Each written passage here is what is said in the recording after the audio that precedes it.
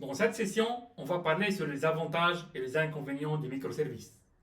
Imaginons que tu es un architecte qui construit non pas une grande maison, mais plutôt un village de petites maisons, chacune conçue pour une fonction spécifique, une pour dormir par exemple, une autre pour cuisiner, une autre pour faire des réceptions, et ainsi de suite.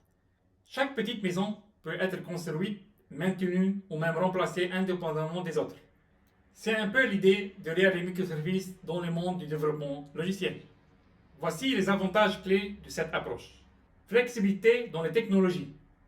Avec les microservices, chaque équipe peut choisir la technologie la mieux adaptée à son service spécifique. C'est comme si, pour chaque petite maison dans notre village, tu pouvais choisir des matériaux et des outils différents selon les besoins, sans affecter les autres constructions. Par exemple, un microservice peut s'appuyer sur .NET, un autre sur du Java, un autre sur du PHP, etc. Déploiement rapide. Comme chaque microservice est développé, déployé et géré indépendamment, les modifications peuvent être mises en production beaucoup plus rapidement. Cela signifie que tu peux rénover une petite maison sans attendre de refaire tout le village. Résilience. Si un service rencontre un problème, il ne fait pas forcément tomber tout le système. Imagine par exemple une fuite d'eau dans une seule maison. Cela ne rend pas les autres maisons inhabitables. Les microservices permettent de contenir les problèmes et de les résoudre plus facilement. Scalabilité. Chaque microservice peut être mis à l'échelle indépendamment en fonction de la demande. Imaginons qu'on veut accueillir plus de gens dans la maison de réception. On pourrait simplement augmenter le nombre de chaises sans avoir à agrandir toute la maison. Dans un contexte IT, si la charge vers un service spécifique augmente, on pourra juste augmenter les ressources de ce service. Facilité de maintenance et de mise à jour. Avec des composants plus petits et indépendants, il est plus facile de maintenir et de mettre à jour un service. Autonomie des équipes. Les équipes peuvent travailler de manière plus autonome, car elles sont responsables de parties spécifiques du système entier. Cela encourage la prise de décision rapide et réduit les dépendances entre équipes. Optimisation des ressources. Les microservices peuvent aider à optimiser l'utilisation des ressources en ne mettant à l'échelle que les parties du système qui en ont besoin, plutôt que de devoir allouer des ressources pour un monolithe entier. Ensemble, les microservices offrent une approche modulaire pour construire et gérer des systèmes logiciels favorisant l'innovation, la rapidité et l'efficacité.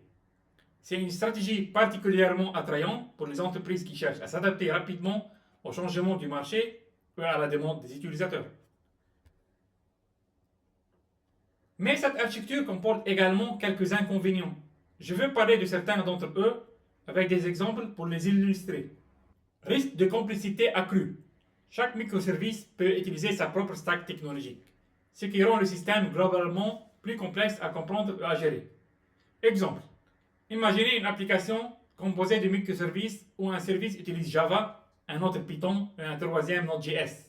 Cette diversité peut rendre difficile la standardisation des outils de développement, de tests et de déploiement, augmentant ainsi la charge de travail des équipes transverses. Mais par rapport à notre expérience, on a vu que les sociétés utilisent la même stack technologique dans tous les systèmes. Difficulté de gestion des données. La gestion des données entre microservices peut être complexe, surtout en ce qui concerne la cohérence des données et les transactions distribuées. Par exemple, imaginons une plateforme qui vend des livres en ligne et qui compose de 3 microservices. Le service d'achat, le service de stock et le service de livraison. Si quelqu'un achète un livre, cela nécessiterait une modification des données dans chaque microservice. Et toutes ces modifications doivent être atomiques. La mise en place d'une solution à cette problématique peut être complexe. Surcharge de communication. La communication réseau entre microservices peut introduire une latence supplémentaire et des points de défaillance. Exemple, pour compléter une opération, un microservice A doit appeler le microservice B, qui à son tour interroge le microservice C. Si chaque appel de service introduit un délai, le délai total peut s'accumuler affectant les performances de l'application. Défis de déploiement et de l'orchestration. Les déploiements et la gestion des multiples services peuvent devenir un défi, nécessitant des outils avancés d'orchestration. Exemple, le déploiement d'une application composée de dizaines de microservices nécessite une orchestration soignée pour s'assurer que tous les services sont déployés correctement, configurés et capables de communiquer entre eux. En résumé, bien que l'approche des microservices offre des avantages significatifs en termes de scalabilité et de flexibilité, Elle présente également des défis non négligeables. La réussite de son implémentation dépend en grande partie de la capacité des équipes à gérer sa complexité accrue, à concevoir soigneusement les interrogations entre services et à mettre en place des pratiques solides en matière de sécurité, de déploiement et de gestion des données.